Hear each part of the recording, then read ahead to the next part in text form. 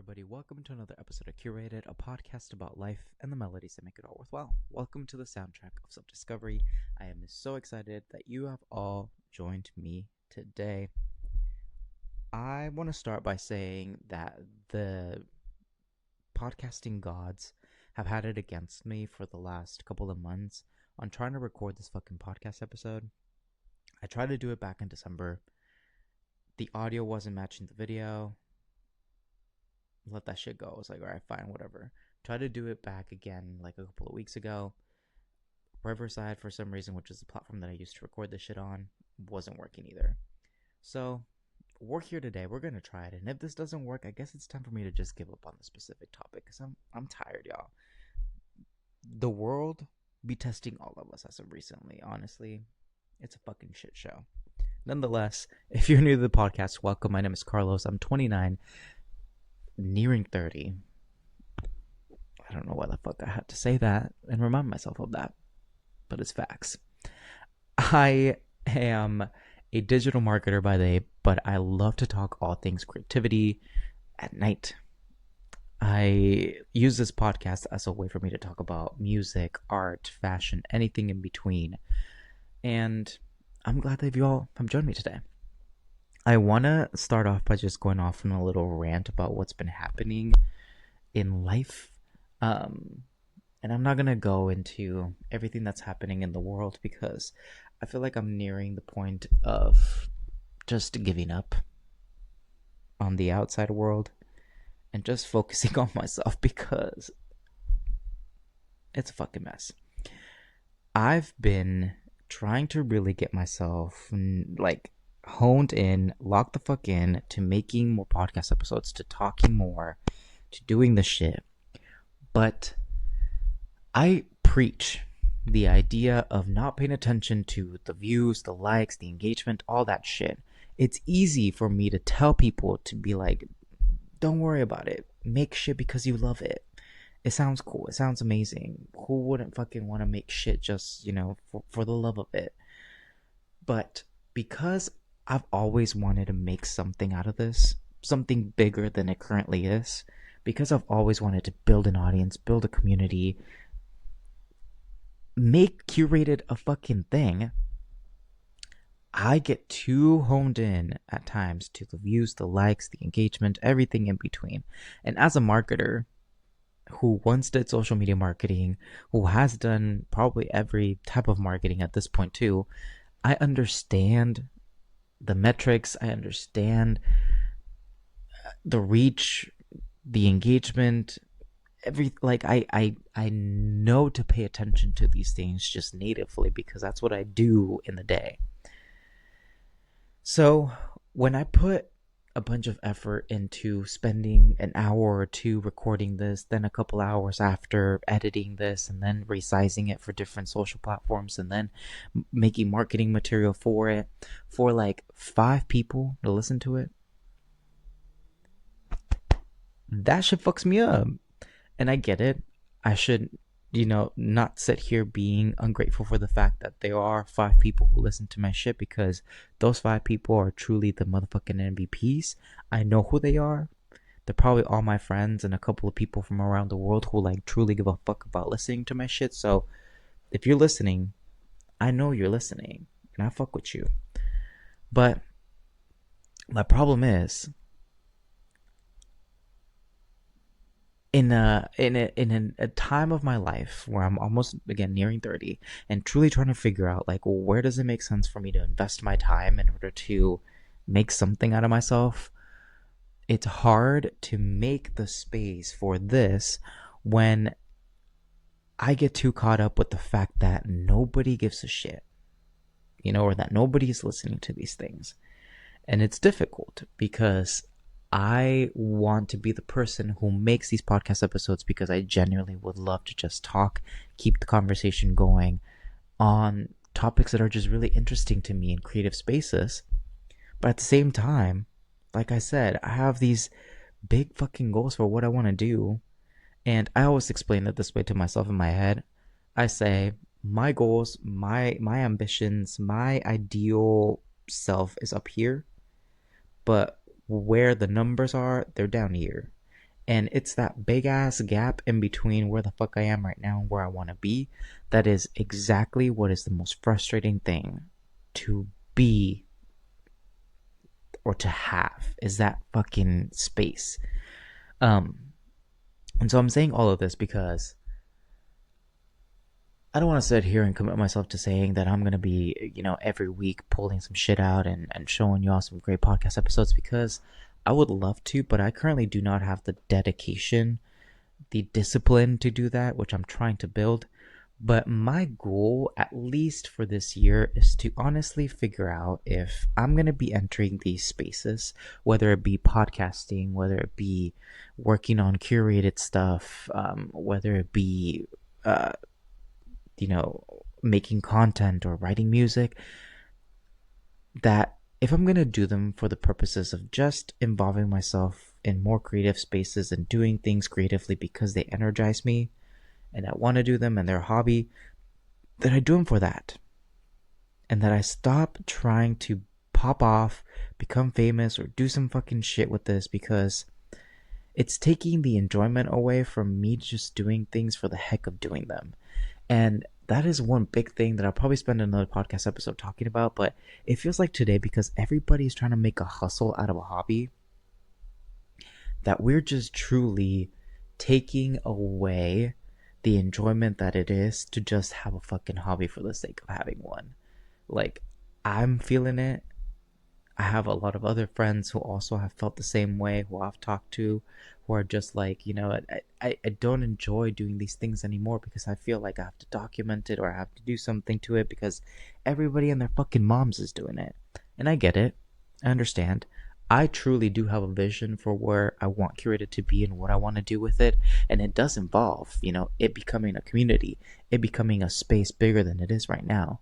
So there is a part of me that understands the need to do these things, but I also need to draw boundaries between what it means to just sit the fuck down and write music for the sake of writing music because I loved to do it, or writing music and making content for the shit of making content because I'm trying to grow something. Y'all know what I'm saying? If you know what I'm saying, let me know, because I'm sure there are other people who feel the same way, and I truly would love to understand what the fuck y'all are doing too, to try to figure your way out in the space, because it's tricky. I'm also, later today, I'm going to start reading The Creative Act, which I've heard great things about. We'll see what the fucking hype is about, but I'm hoping that this shit saves my fucking life and that I at least get some inspiration to get myself back into doing shit, because right now it be lacking, okay? Nonetheless, I pulled myself together and we're here. We're going to talk about something that's been lingering in my head for a little bit. I have been inundated by AI things. I am an avid ChatGPT user, y'all. I spend a lot of time using it, learning what it means to prompt it in the right ways, and I use it mostly for it to help me structure, organize, do things, to make my life easier in a workflow perspective, right? Whether it be scheduling my days out for content or making a meal plan, things of that sort. But as of recently, or as of the last couple of months, I've noticed that AI and everything AI has become increasingly prominent in creative spaces.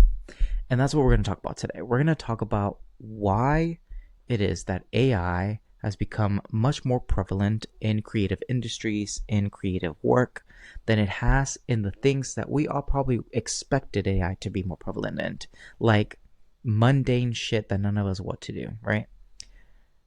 I thought that AI was going to be here to make our lives easier so that we could spend more time being creative, but it looks like it's the other fucking way around. It looks like AI is here to make art and we're here to be its fucking bitches. That's honestly what it looks like it is. So we're going to talk about that today. I think the first thing that I want to talk about is where we've seen, or where I've seen at least, AI be most prominently in. Visual design, at least for me, has been a very prominent space, right? There are tools like Midjourney, DALL-E, that, and Adobe as well, that help generate images, help create graphics, create things for people in a visual design space. Then from writing, right? Most notably ChatGPT, I think assists a lot of people in crafting ideas, in creating drafts, all these things. And then in music, AI in that space is more and more increasingly becoming a thing. There's AI that helps compose melodies, that is helping produce, that is helping mix and master. That is a scary fucking place. And we'll talk a little bit more about that in just a little bit. But like, AI is everywhere. AI is everywhere. And again, it's more prominently seen, at least for me, in creative spaces. The creative industry is adopting AI at a much faster rate because I think it benefits from its ability to enhance efficiency, spark innovation, and lower production costs. The key thing there is lower production costs. I think the main reason why AI has been adopted, especially in corporate spaces, is because it helps cut costs. I've seen a lot of jobs get dismantled because of AI and how much more efficient and cost savings it is to have a platform where you can prompt it and it spew out a design or spew out a set of copy. I've seen designers, I've seen copywriters lose their jobs because AI is just taking up their spaces. It's scary how much we've seen AI take up these spaces that people have worked years, went to school for, mastered a craft for, how quickly AI has been able to take up these spaces from them. When, like I said, I thought, and let's talk about it from a corporate job space. I thought AI would maybe be there helping me organize a fucking Excel sheet or a document or summarize a meeting. But instead of that, I see it more of it being in copywriting spaces, making copy, making designs for a website, designs for social, in these spaces that you truly wouldn't at first thought that AI would be so prominent in, but it is. And it's scary to think how fast and how quickly that part of AI is taking up a lot of jobs and a lot of space. Let's talk specifically about AI and AI in music. AI's journey in music started decades ago. There were experiments like one that is called the Lilac Suite back in the 1950s. It was one of the first like algorithm compositions that was made. If we truly think about it, when I don't know who it was. I think it was Pandora or somebody introduced like the Genome Project. It might have been Spotify, but it started to introduce like algorithmic based playlists. And I get it. It's probably back then we weren't thinking about, what it would end up being like. But even then, I used to have a ton of fun, and I still do, curating playlists. Actually, if you head to curated.net, you'll find a really nice assortment of like different playlists for different vibes that were handpicked by your boy. Shit that I just think, I don't know. I love making these playlists. So back then I used to love making these playlists too. And then when these algorithm based playlists started to come about, of course we weren't thinking of it being AI at the moment or what it would do in a few years to the industry, but that was, I would say, one of the first introductions of like these algorithmic based components to music being more publicly available. There are music composition platforms like Ava, MuseNet that literally can create an entire song in the matter of seconds. There are production tools like platforms like Landor that, like I said, mix and master. Isotope, for example, that helps with like sound enhancements.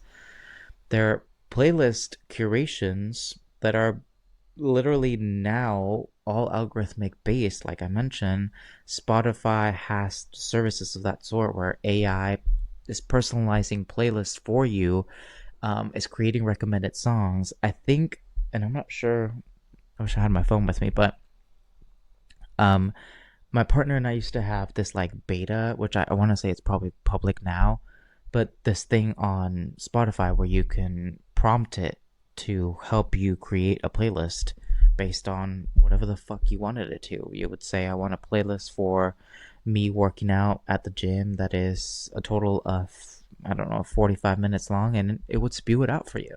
There's also interactive music, AI in video games, in VR that adjusts to like that dynamically suggesting based on the user actions. It's crazy how much it is ingrained in this space specifically too. And although I'm shit talking I will say there are pros and cons to it.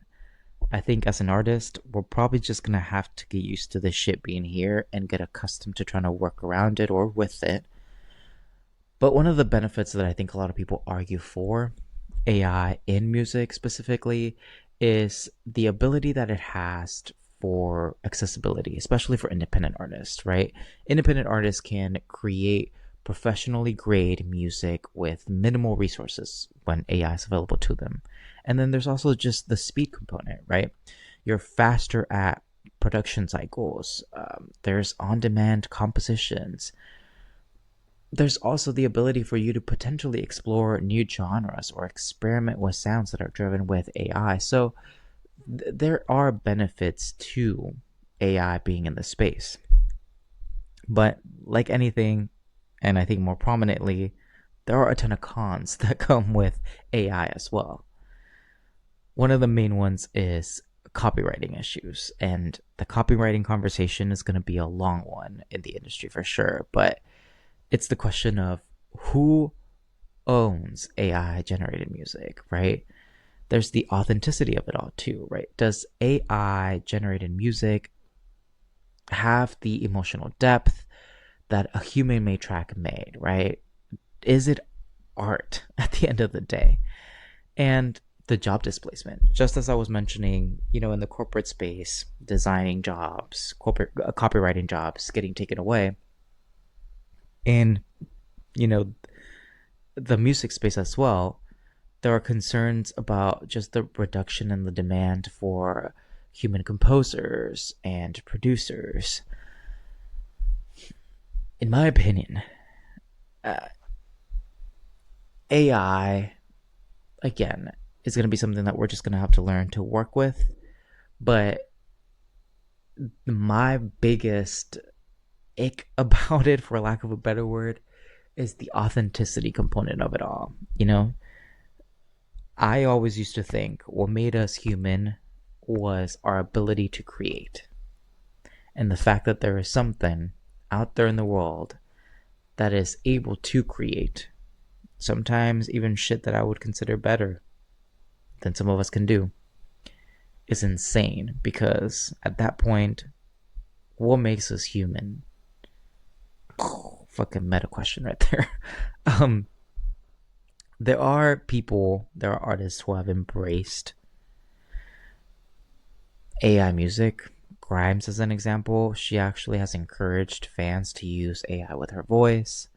David Guetta has an AI generated like Eminem vocal highlight in one of his songs, which was a whole ethical gray area thing that happened. Holly Henderson, I believe, or Herden, um, She has an album called Proto, and that album uses an AI that is trained to her voice, um, that combines her human voice with a machine made voice. AI music is prominent. It exemplifies, a broader appeal for AI. And AI is innovative. It's accessible. It does have potential, but not without all those ethical challenges that come with it. That has been my biggest takeaway from it all. And again, as things become more prominent in the space, because I don't think how much AI is going to take up of music and of art in general is going to decrease. I think it's going to be bigger and bigger every time. We're going to have to learn how to work with it. We're going to have to learn how to adapt to it. And we're also going to have to learn to just remember and be true to our authentic and artistic selves, because everybody who's trying to get the longer end of the stick and make profit and drive efficiency and profitability and all that shit in whatever space we're in is always going to lean towards the side that is the most efficient and profitable for them, which might be AI. And they're going to question your artistic self at every moment.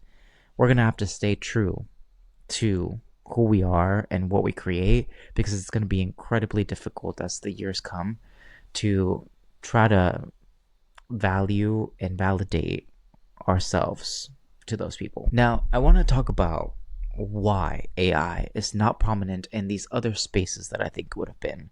Again, in automation, in task automation, in making sense of the mundane shit that we have to do within our daily lives, I thought AI would be that would be the space that would be at, but it's not. And I think the reasons why there's been slow progression there is because there's just complexity with it, right? Many mundane tasks require nuanced decision making. There's also resistance from corporate companies, big organizations, that they just face challenges on how they integrate AI into legacy systems. And the perception of it all, I think, is the biggest one. It's less glamorous for all these fucking investors out there in the world to invest or draw their attention towards AI fixing up your Excel sheet. They would much rather see AI making this amazing graphic or this image or making a complete album. The adoption of AI in creative spaces and creative industries is just driven by the high demand that there is, for content, for innovation. And it seems more practical, I think, and tactical.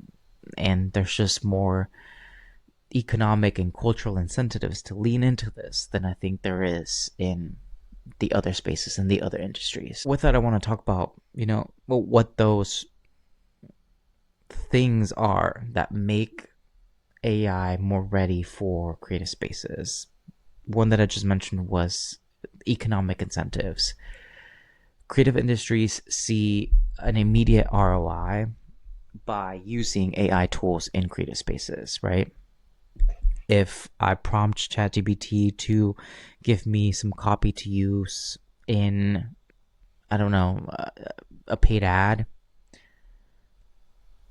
seconds, I have it right then and there, right? Versus if I was to try to automate tasks, I think it requires a more higher upfront investment with a slower payout, because people have to train these models to do these things.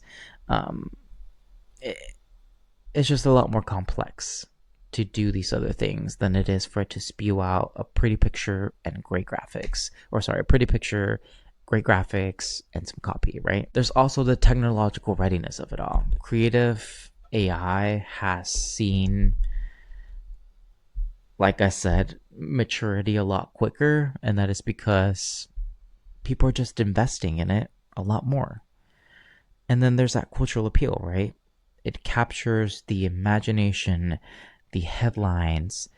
It's intriguing for these investors, whereas these mundane AI automations just fade to the back. At the end of the day, as artists, I think there's just going to be continued concern, hopefully, continued concern and continued push towards understanding the copywriting, the ethical elements, the authenticity of what it means to create AI, right?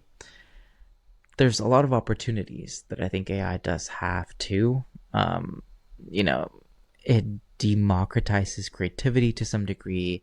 It allows people the access to tools that they might have not been able to if it wasn't for AI. And it could be collaborative, right? If we truly think about it, like AI could be our partner and hopefully it won't replace humans, but who fucking knows? So to end this episode and to end this little rant with y'all, I want to reiterate something that I said earlier, which was about, again, the push that we must continue to ask for in understanding the ownership of AI, anything, AI music, AI art, whatever it is. But also, we have to continuously advocate for our art, for our value as individuals in these spaces as AI becomes more prominent.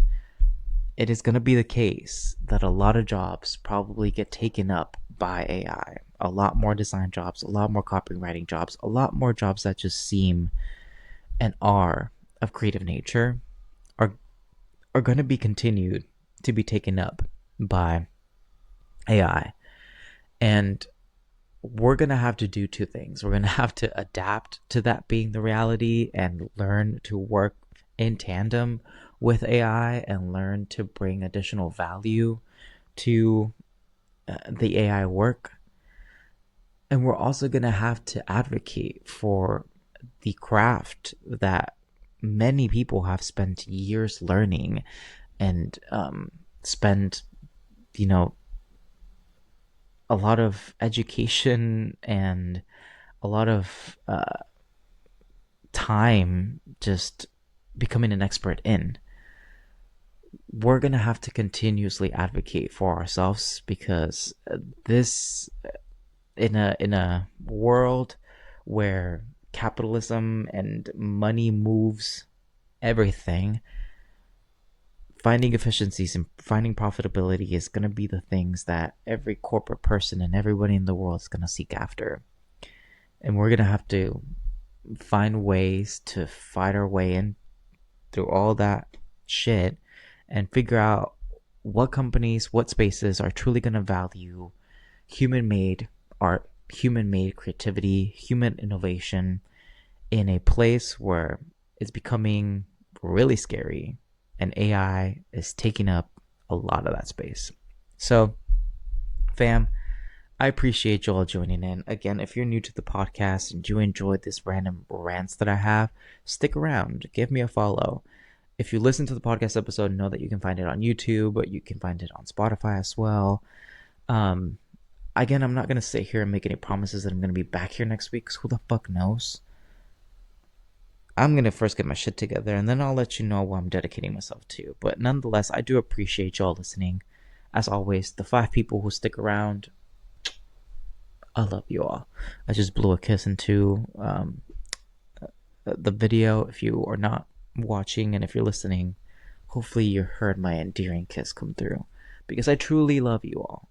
Honestly, thank you so much for listening. I will catch you all on the next one.